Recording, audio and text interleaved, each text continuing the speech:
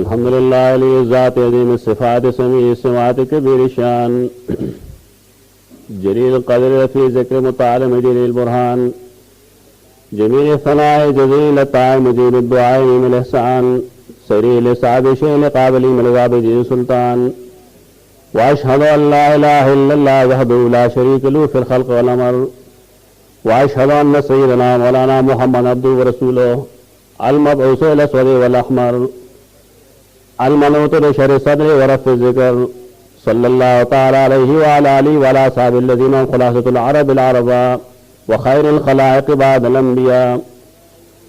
أما بعد فيا أيها الناس وحدوا الله فإن التوحيد رأس الطاعات واتقوا الله فإن التقوى ملاك الحسنات وعليكم بالسنة فإن السنة تهدي للطاعة ومن يطع الله ورسوله فقد رشد واهتدى وإياكم والبدع فإن البدع تهدي المعصية ومن يعص الله ورسوله فقد ضل وغوى وعليكم بالصدق فإن الصدق ينجي والكذب يهلك وعليكم بالإحسان إن الله يحب المحسنين. بارك الله لي ولكم في القرآن العظيم ونفعني وإياكم بالآيات والذكر الحكيم إنه تعالى جواد كريم ملك بر رب رؤوف رحيم.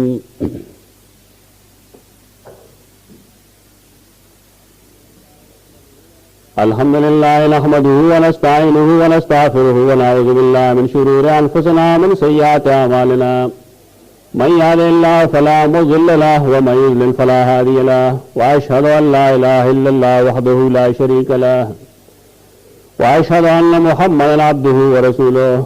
اللهم صل على محمد وعلى آل محمد كما صليت على إبراهيم وعلى آل إبراهيم إنك حميد مجيد. اللهم بارك على محمد وعلى آل محمد كما باركت على إبراهيم وعلى آل إبراهيم إنك حميد مجيد.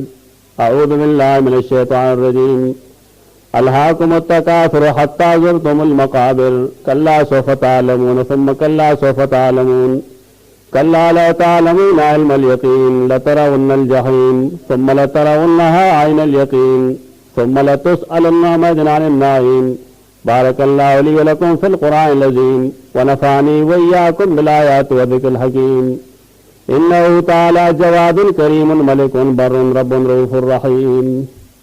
صفونا برابر